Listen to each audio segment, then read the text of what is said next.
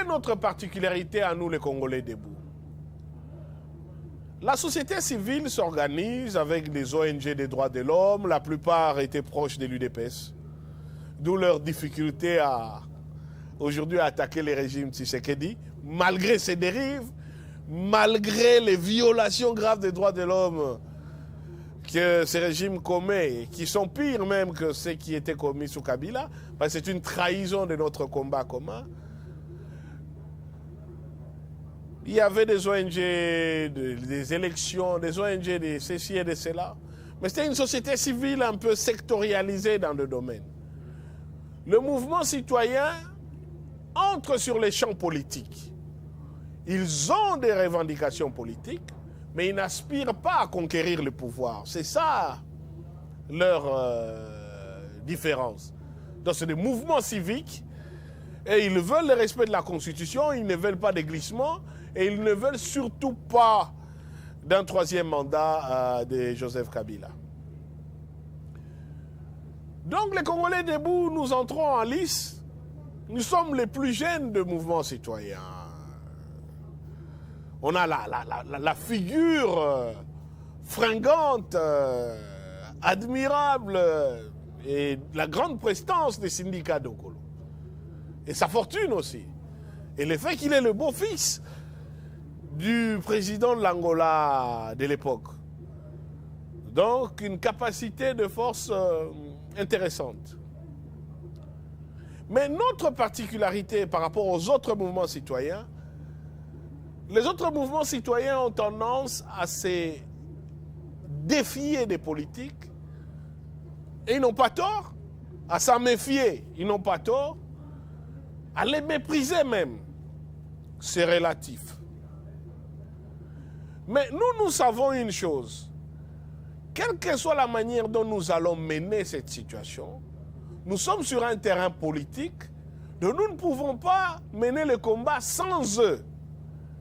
C'est peut-être même mieux de travailler avec eux, de connaître leurs difficultés, leurs contingences, et d'influer, de les influencer à prendre les décisions dans le bon sens.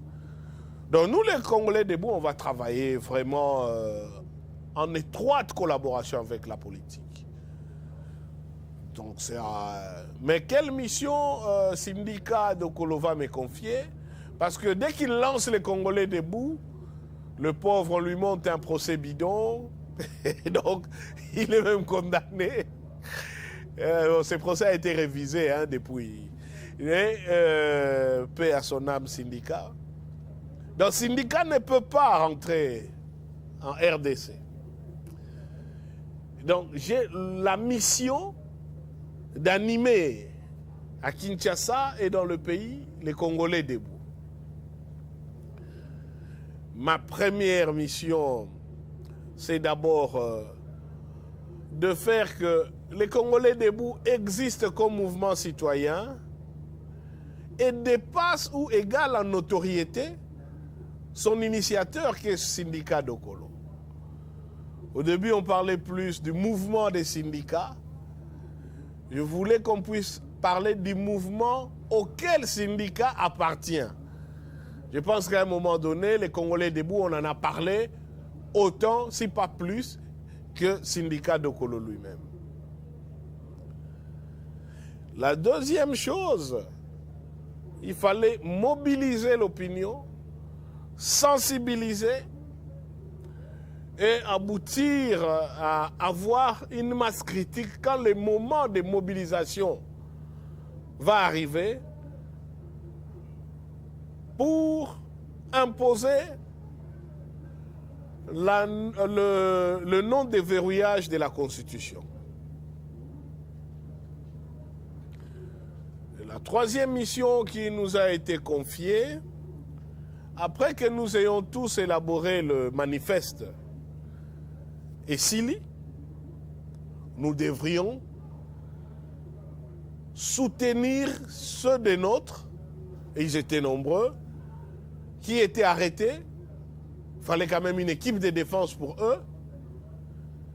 Et puisque de toute façon leur sort c'était la prison, comment prendre en charge la famille qui était restée dehors? Parce que l'une des faiblesses dans le combat, c'est que les gens se sacrifient pour la communauté, mais une fois arrêtés, ils sont seuls, leur famille est en difficulté.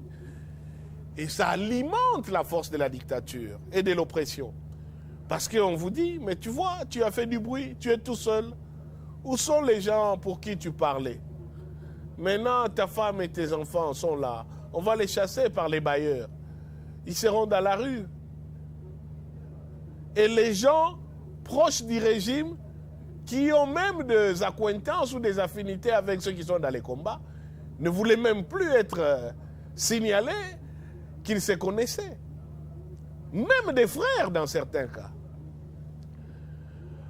Donc notre stratégie, c'était d'aider ceux-là, les mouvements citoyens et les journalistes engagés, qui menaient un grand combat sur le front médiatique, surtout lors des grandes heures de l'émission Kiosque de Serge Kabongo, qui était vraiment une grande tribune, qui avait plus d'influence dans l'opinion que n'importe quel parlement croupion. Et Dieu sait que le parlement Minakou était un parlement vraiment croupion et traître. Donc,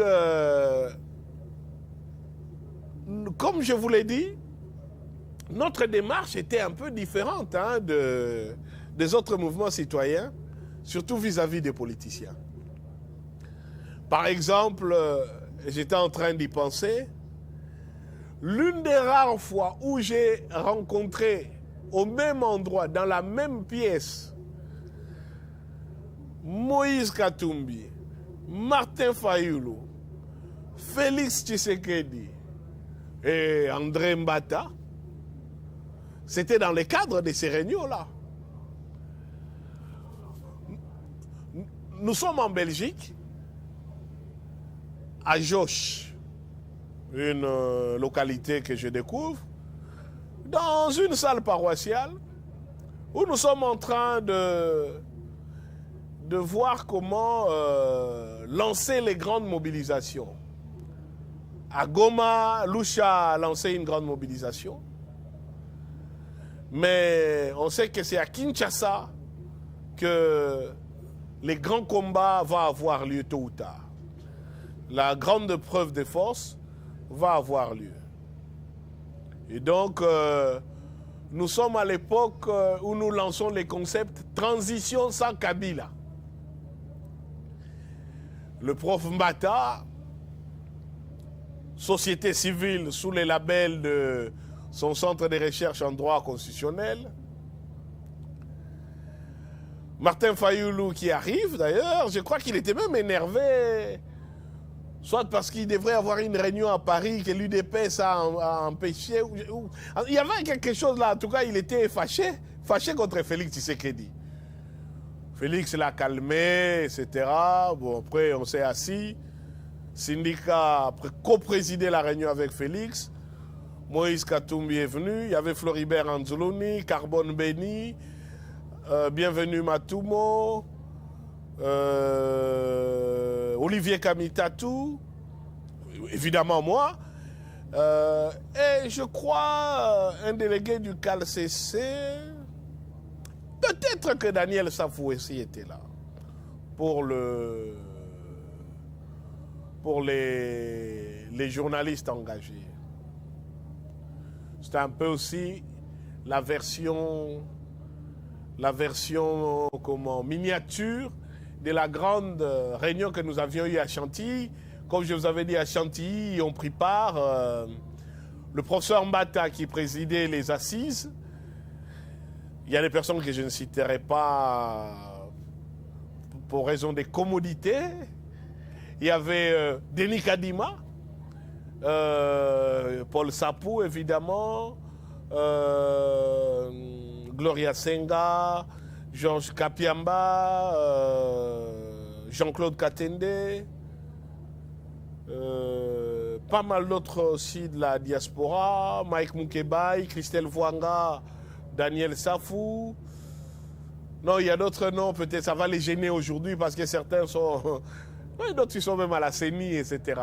Bon, voilà. Donc, globalement, nous avions cette configuration. Certains venaient de l'intérieur du pays, du Katanga aussi. c'est mieux que je ne cite pas certains noms, mais les photos existent. Donc voilà. Et donc, je vous ai dit, à titre d'anecdote, nous avons tenu la réunion. On a lancé la possibilité d'une transition sans Kabila, voire d'une transition sans les politiciens. Félix Tshisekedi ricane au nez du prof Mbata. Je dis, mais vous rêvez, vous croyez vraiment qu'il peut se faire une gestion du pays et les politiciens se mettent à l'écart. Mais qu'est-ce que vous avez vraiment en tête en faisant de telles propositions? Donc c'était intéressant de voir un peu la lecture et la grille des lectures des uns et des autres en ce moment-là. Et en ce moment-là, Etienne Tshisekedi n'est pas encore décédé et nous avançons vers les dialogues de la Saint-Sylvestre, parce qu'effectivement, dans l'entretemps, vous vous rendez bien compte que Kodjo, qui lui était dans la ligne du dialogue de l'Union africaine, s'est vu en difficulté quand Genval a eu lieu et que son grand interlocuteur, qui était Etienne Tshisekedi, et l'UDPS de ceux qui avaient négocié à Ibiza, bien, se sont retournés contre ces accords. Et la suite, vous savez, l'Union africaine a sorti les gouvernements de la primature de Sami Badibanga, qui a fait 3 à 4 mois, je ne sais plus, 6 mois, je ne sais plus trop.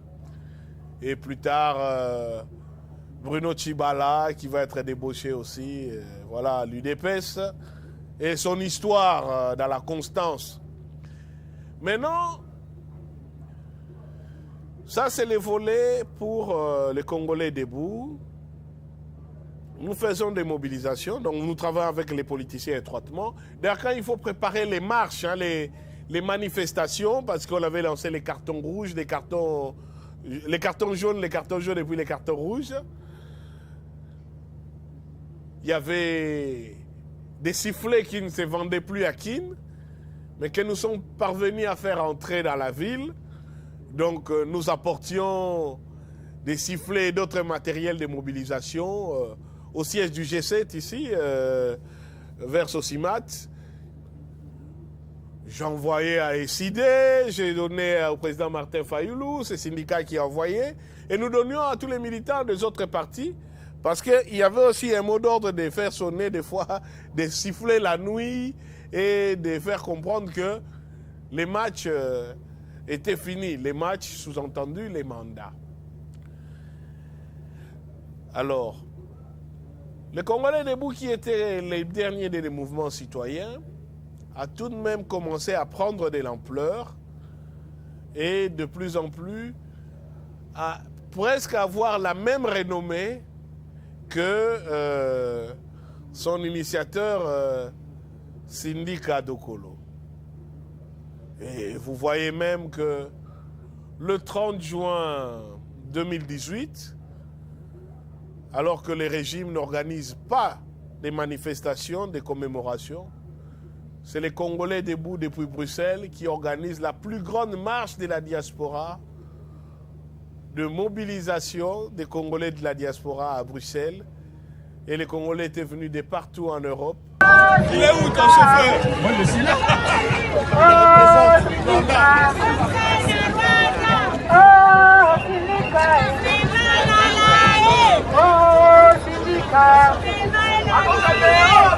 Une attente, on attend une solution qui devrait nous tomber du ciel. J'entends même certains de mes compatriotes qui viennent me voir, qui disent, mais syndicat, ça signifie l'envoyé en Kikongo. Qui parle Kikongo ici? Syndicat, ça signifie quoi? L'envoyé. Ça signifie quoi? C'est pas moi qui ai choisi mon nom, je suis né comme ça. Mais à tous ces frères-là, je leur réponds. À tous ces frères, je leur réponds. Mosapi Moko. Mosapi Moko.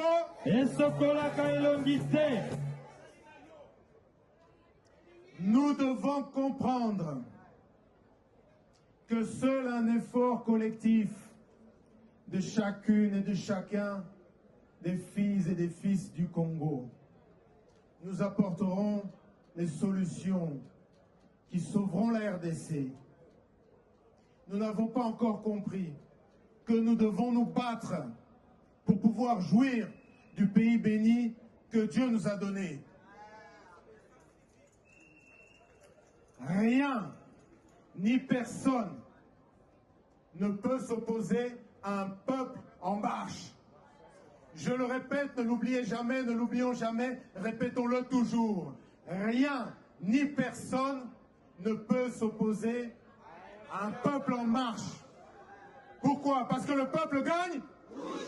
Le peuple gagne. Le peuple gagne toujours. Pour participer à cette marche. Et encore une fois, merci et honneur à Sindika Dokolo. C'était vraiment un digne fils de ces pays qui ne s'est pas limité juste à donner des moyens, mais qui a participé au combat citoyen, qui a participé personnellement jusqu'à nuire à ses intérêts personnels pour l'alternance dans ces pays. Et s'il est important de rappeler le rôle de certains de nôtres, il m'avait dit qu'il a rejoint, il a pensé créer ces mouvements parce que lorsqu'il a vu après Kamwina Nsapu comment les gens ont fui la brousse, comment les gens se sont retrouvés en Angola, abandonnés, exposés aux bêtes féroces, parce que l'armée de leur propre pays leur tirait dessus, ça l'a indigné. Il a toujours utilisé cette expression, qu'un pouvoir qui fait ça à son peuple devient indigne. Il est frappé d'indignité. On ne peut pas causer ça à son peuple. C'est même comme ça que les réfugiés avaient lapidé les ministres des Affaires étrangères de l'époque, chez Okitundu, quand il avait essayé d'aller même leur rendre visite là où ils étaient. Sindika ne s'est pas limité à donner de l'argent, des vivres et à soutenir matériellement les compatriotes. C'est pourquoi j'ai la dent dure contre ceux du pouvoir ici, des ingrats, qui en sont même venus à dénigrer Sindika parce qu'il avait dit que Félix aurait dû respecter sa propre signature de Genève. Et à les traiter des tribalistes. Alors que nos compatriotes kassaïens connus pour être des gens qui sont suffisamment riches avec les diamants, personne n'avait levé un doigt pour aller à la rescousse de nos compatriotes qui avaient fui Kamwina Nsapu en Angola. Et Sindika l'a fait. Ça vraiment, quoi qu'on en dise, c'est des choses inadmissibles. Aujourd'hui, il est mort, il ne peut plus parler. Mais j'ai le droit de rappeler quand même ce qu'il a fait. Et nous sommes là pour défendre ça. C'est inadmissible, c'est de l'ingratitude. Et ça aussi, c'est de l'indignité. Sindika a aidé nos compatriotes qui avaient fui le massacre des événements de Kamwina Nsapu. C'était les seuls Congolais qui l'a fait. Nos compatriotes ont refusé l'aide du régime et c'est Sindika, par ses propres moyens, qui les a appuyés. Et il disait, Maître Hervé, comme disait Saint-Augustin, être un homme pour les autres. Il faut être un Congolais pour les autres. C'était ça aussi l'autre aspect de notre rôle. Et donc, effectivement, puisque nous devions être un Congolais pour les autres, nous devions aussi tendre la main de la fraternité à ceux de nos guerriers qui tombaient au front. Et ici, il y a trois dossiers dont je veux vous parler pour finir ces passages avant de clôturer sur le rôle des Congolais debout. Nous avons à cette époque un des journalistes engagés les plus célèbres, Eliezer Tambwe. Ah, Eliezer Tambwe était aussi avec nous à Chantilly. J'ai oublié de citer son nom. Eliezer Tambwe était parmi ceux qui étaient sous les viseurs du régime. Avec son émission Tokomi Wapi, qui était quasiment un tribunal populaire, un franc-parler presque suicidaire, il va se retrouver dans un dossier où une affaire des diamants mettait en cause le gouverneur du Kasaï oriental de l'époque, Ngoï Kassanji. Nous n'allons plus entrer dans le détail, donc il y a des gens qui viennent se plaindre sur ces diamants. Bref, Eliezer Tambwe tombe dans les pièges qu'attendaient les régimes, interpellé, amené au parquet de grande instance de Kinshasa-Gombe. Non, au parquet général. Au parquet général d'ailleurs. Il a été interpellé au niveau du parquet général. Et votre serviteur, je suis mobilisé parce qu'au sein de Congolais Debout, nous avions créé un groupe d'action judiciaire. Donc une sorte de cellule d'intervention pour soutenir tous ceux des nôtres, depuis le manifeste Kouajiki, Inaïcha et Sili de Imene de Chantilly, pour soutenir tous ceux d'entre nôtres qui pouvaient se retrouver en difficulté. Et donc, j'arrive au parquet, constitué avocat d'Eliezer. Syndicat me demande de lui donner tout l'appui nécessaire. Mais nous nous rendons compte qu'Eliezer Tambwe ira en prison. Quoi qu'il en soit, ce n'est pas le fait pour lequel il est poursuivi. Ça, c'est juste les terrains qu'on a choisis. Il était l'un des journalistes engagés les plus en vue. Et dans le combat, il était suivi par la diaspora. Eliezer Tambwe devrait être abattu. Et on pensait, en le neutralisant, neutraliser aussi les autres. Nous assurons sa défense. Je lui explique qu'il ira à Makala, quoi qu'il se fasse. Il est courageux, il l'a été. Il me l'a dit, maître, merci de me dire la vérité. Moi-même, je les pressens. Mais les combats continuent. Je dis oui, nous allons continuer et nous t'en sortirons. C'était d'ailleurs audacieux de ma part.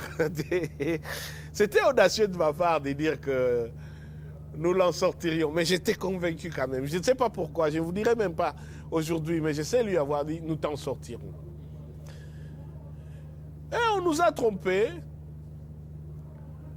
Un jour, en pleine nuit, en catimini, alors qu'on nous disait qu'on allait encore examiner son cas dans la demande de liberté provisoire, Eliezer a été évacué vraiment en embuscade pour Makala. Donc c'est à Makala que nous avons continué à assurer sa défense. Le dossier n'a jamais été fixé au fond. Mais nous avons pu obtenir sa mise en liberté provisoire. Et croyez-moi, la sortie d'Eliezer Tambwe de Makala a été un grand événement. Ça a été précédé par beaucoup de conférences de presse. En tout cas, sur tous les fronts, nous avons assuré, moi et mes confrères des Congolais Debout, le groupe d'action judiciaire, nous nous sommes battus. Mobiliser Reporters sans frontières, mobiliser les commissions de droits de l'homme, mobiliser les médias, Amnesty International, tout ce qu'il fallait. Et je crois qu'il devenait une patate chaude. Je suis allé à Makala ces jours-là, grande fierté. Il y a toujours une grande fierté de sortir un client de prison, hein, vivant. Et ce jour-là, j'étais très fier. Ça avait du sens ce qu'on faisait. Et les Wewa étaient nombreux dans la ville. en train de nous faire escorte. Et j'ai beaucoup apprécié le geste d'Eliezer Tamboué. Nous sortons. Comment il s'appelle Papa Molière Nembalemba est là. C'est un gros véhicule, très belle voiture d'ailleurs. Il dit non, Eliezer, il y a un materamutu Kolanga. Il dit non, non, avocat Nanga. Alors moi j'avais une, comment ça s'appelle, une L200 Mitsubishi d'occasion, dont le pneu d'ailleurs va éclater en cours de route. Tellement tout le monde est monté dessus. Nous étions en train de longer 24 bandales. Et je crois, à l'époque, c'est le général Kanyama ou le général Kassongo déjà, je ne sais plus. Non, c'est le général Kanyama, je pense.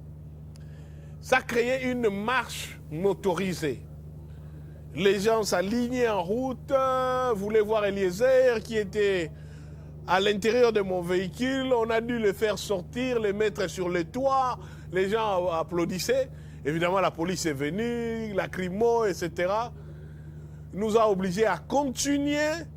Et pendant qu'on bloquait la route, malgré le fait que les pneus de mon véhicule avaient éclaté, on n'avait pas le temps, donc on a tout abîmé. On est arrivé, on a ramené Eliezer d'abord au bureau. Après, au bureau, on l'a ramené à la maison. Pour moi, mission accomplie. Je suis parti. Quelque temps après, nos amis de Filimbi, qui étaient en détention secrète depuis très longtemps, Carbone Beni, Palmer Kabea, Cédric Kayembe, Mino Bopomi, Grace Chunza, arrêtés à la NER, gardés en détention secrète. On fait beaucoup de communiqués et puis un jour on vient les jeter au parquet. Du parquet, évidemment, il faut s'attendre à quoi? Il y a un terme dans les jargons sécuritaires, quand les gens sont sous consigne, ça veut dire que leur situation, c'est la prison, ils n'en sortiront pas. Nous y allons. Nous les défendons. Le plus drôle dans cette affaire, c'est que des fois, il fallait soulever des exceptions sur l'irrégularité des PV de l'ANER. Les agents les faisaient, on n'avait aucune preuve qu'ils étaient des OPJ, qu'ils étaient assermentés, l'irrégularité de leur détention et tout ça. Et un juge un jour m'a appelé pendant la pause pour me dire, mais maître, l'ANER est ici. Chaque fois que vous critiquez, vous dénigrez l'ANER. Un jour, nous risquons de ne pas sortir de la prison, nous tous ici, parce qu'on siégeait à Vakala. Donc c'est pour vous dire dans quelle atmosphère nous étions en train de plaider. Il y avait une autre équipe aussi qui nous avait rejoint, qui était composée de mon distingué confrère, M. Jacquemin Chabani, qui est aussi l'actuel VPM de l'Intérieur. Donc c'était des moments où nous combattions pour un idéal. Nous savions que ceux-là, c'était nos soldats. Même tombés au front, nous devrions les aider et aider leurs familles. Nous avons fini, nous savions qu'ils allaient être condamnés. Ils l'ont été, mais à une peine qui permettait que 6 mois plus tard, ils soient sortis. Le jour de la sortie de Filimbi, il se passe une situation cocasse. Je suis à Makala, je vois Carbone, et on nous dit que les documents n'ont toujours pas été signés, etc. C'était la veille de Noël. Ou c'était peut-être, oui. C'était un 24 décembre, je pense, ou un 31 décembre, je ne sais plus, entre les deux. Discussion avec le directeur de la prison, on appelle le ministère des Droits humains, et je leur dis, et encore là, je ne sais pas pourquoi je leur dis ça, je dis, mais moi, alors, dans ce cas, je ne sortirai pas sans mes clients. Parce qu'un jour de plus ici est contraire à la loi, et dans ce cas, vous nous arrêtez tous. Pourtant, vraiment, je n'aime pas être en prison. Je dis, d'ailleurs, dehors, il y a TV5, il y a RFI, il y a France 24. et ils vont constater que vous avez violé votre propre jugement, pourtant qui n'a pas fait l'objet d'appel. Puis de coup de fil en coup de fil, mes clients sortent, nous les ramenons au siège de Filimbi, Pré-Carbone chez lui à la maison. Graciunza qui était déjà malade à l'hôpital de Kitambo, j'irai lui rendre visite, lui notifier désormais qu'il était un malade, mais malade libre. Ce qui vaut toujours mieux, alors qu'il n'était pas entré en homme libre à la prison. C'était aussi un moment d'intense et de grande fierté. Nous savions déjà que lui aussi allait être arrêté. Nous le soupçonnions. C'est un journaliste au verbe haut, grand courage, Peter Tiani. Il tenait sa rubrique Le Vrai Journal, qui va d'ailleurs devenir une chaîne. Et c'est une rubrique que tout le monde aimait suivre parce que ce n'était pas un journal à la langue de bois comme à la RTNC où c'est dans les Djalelo. Lui, vraiment, il analysait les histoires, etc. Parce que la RTNC a tendance à croire que les journaux, c'est le fait de nous montrer le nombre de gens que les chefs de l'État rencontrent et saluent, le nombre de gens qu'un ministre rencontre et salue, ou le nombre de ponts qu'on inaugure. Donc, vous voyez, c'est très compliqué de leur enlever cette mentalité de propagande et d'esclaves. Et donc, j'apprends que Peter Tiani fait l'objet d'un mandat d'arrêt, d'un mandat d'amener, et puis bon, toujours parquet général aussi. Qu'est-ce qui est reproché à Peter Tiani? À l'époque, c'est Bruno Tshibala qui est Premier ministre. Dans le vrai journal de Peter Tiani, il y a une rubrique de revue de la presse. Et ce n'est même pas Peter Tiani qui a présenté le journal. C'est un journaliste, présentateur, qui fait la revue de la presse. Et dans la revue de la presse, on nous raconte une histoire cocasse. Il y a eu un braquage de coffre-fort dans la maison du Premier ministre Bruno Tshibala. Et là où se trouvait le coffre-fort, une somme importante a disparu. Et ça ne peut être que quelqu'un dans la maison. Donc Bruno Tshibala aurait eu recours à un féticheur venu du Kasaï qui, en faisant ses mystiques, va identifier l'auteur du braquage qui n'est que dans la descendance de Bruno Tshibala. Donc voilà l'affaire. Mais maintenant, le journaliste cite l'article, et ce n'est même pas Peter Tiani, mais il tombe encore sous les coups. Et Peter Tiani va aller en prison, va rejoindre Franck Diongo, va rejoindre les bâtonniers Muyambo, va rejoindre nos héros du combat. Mais lui aussi, je lui avais dit que nous l'en sortirons. Et il en est sorti parce que c'était apparemment les sorts qui attendaient ceux qui devaient continuer ces combats. Mais enfin, les Congolais debout, ce n'était pas que la défense.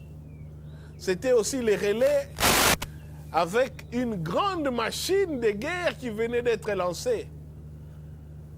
Nous avions compris que l'opposition était totalement laminée. Vous vous rappelez que même Jean-Marc Kabound a été enlevé devant les sièges de son parti. L'UDP, c'est l'un des rares secrétaires généraux enlevé devant les sièges du parti. Félix Tshisekedi ne parvenait même plus à sortir. Il dit qu'il a été encerclé par les Banamura. L'opinion était que l'opposition était faible, mais il fallait préparer une machine qui devrait faire face à la répression. Donc nous, les Congolais debout, nous allons très vite commencer à sonner l'alerte quand les CLC vont entrer en mouvement. Les CLC commencent d'abord à dire on va sonner les cloches. Et l'un de nos rôles à nous, les Congolais debout, c'était de veiller que dans les paroisses où les cloches ne sonnaient pas, on puisse les faire sonner. Nous avons fait sonner les cloches à Saint-Joseph, les gens avaient peur, ils avaient dit que la nerf était là. La preuve, c'est que un monsieur, je ne veux pas lui faire l'honneur de citer son nom ici, un politicard, avait porté plainte contre les curés doyens de Saint-Joseph en disant que les cloches qu'il a fait sonner ont augmenté la tension artérielle d'un militant de son parti. Et on a convoqué l'abbé curé doyen pour des motifs aussi futiles au parquet de Kalamou. Nous avons fait sonner les cloches à Njili, à Sainte-Famille. Nous avons fait sonner les cloches à Bandal, à Saint-Michel. Nous avons fait sonner les cloches à l'église Christ-Roi. Certaines de ces églises, je les cite parce qu'elles vont avoir un impact sur la suite. Donc c'était pour relayer les messages du CLC dans des milieux non catholiques, parce que la mobilisation ne concernait pas que les catholiques. Et donc, de plus en plus, le combat quittait les champs politiques et politiciens, puisque les régimes disaient que les politiciens ne veulent que le pouvoir, pour entrer dans les champs citoyens où nous revendiquions nos droits à l'alternance, au respect de la Constitution. Mais non, comme Congolais debout, l'autre souci que j'ai eu, c'est d'être allé assurer une grande mobilisation à Mbanzangungu, le fief d'origine de la famille de Kolo, où beaucoup de personnes ont quitté leur bourgade, leur village pour venir à Mbanzangungu, à la paroisse Sainte-Thérèse, à l'insu de l'ANR et des services spéciaux, qui vont venir pour m'arrêter. C'est ce jour-là que j'ai eu beaucoup de respect pour nos pères, leur courage. Je suis en pleine séance de sensibilisation. On me dit que la paroisse est encerclée et qu'il y a même déjà les gens des services en civil, tant dans la salle que dans la cour de la paroisse, venus pour m'arrêter. Ce qui est vrai. En ce moment, effectivement, on n'a plus beaucoup de réflexes. Je me rappelle quelqu'un qui m'avait raconté que le professeur Liaou était en train d'enseigner le droit constitutionnel et on lui a dit que dehors, il y avait les gens des services de Mobutu qui venaient l'arrêter. Et il avait dit, l'heure est encore à la science. Quand j'aurai fini, je pourrai laisser l'oppression agir. Et moi, je me suis dit, l'heure est encore à la mobilisation. Quand j'ai fini, j'apprécierai si je vais laisser l'oppression agir. Je sors. C'est l'arrogance de l'agent de l'ANR en réalité qui va me sauver. Quand je sors, je suis plutôt conciliant pour leur dire la manifestation a pris fin. Elle s'est tenue dans un milieu privé. Les gens vont rentrer. Et puis après, je peux répondre à vos questions. Alors, ou alors on va au bureau de l'abbé curé. Et puis l'agent de l'ANR va avoir une phrase pour dire « Non, il n'en est pas question, nous devons... Il va nous suivre au bureau là-bas. Parce qu'ici, il y a tous ces gens à lui et ce n'est pas possible. » C'est là où je réalise. C'est là où je comprends qu'en fait, le nombre était ma force. Et que je n'avais aucun intérêt à démanteler rapidement le groupe de gens qui étaient venus assister à la sensibilisation. Mais en même temps, je me dis, bon, il va y avoir quoi? Je vais fuir. Si je fuis, donc je vais continuer à fuir. Et un jeune de mon mouvement, Dieudonné Lelo, je le remercie toujours pour sa perspicacité. Il me dit, monsieur le porte-parole, vous ne devez pas vous faire arrêter. Je lui dis, mais si je me fais pas arrêter, que je me mets à fuir, c'est la fin du mouvement. Il me dit, non, bien au contraire. À qui vous pouvez continuer. Mais si vous vous faites arrêter aujourd'hui, c'est vraiment la fin du mouvement. Bon, de toute façon, je n'avais pas envie de me faire arrêter, je ne voulais pas me faire torturer.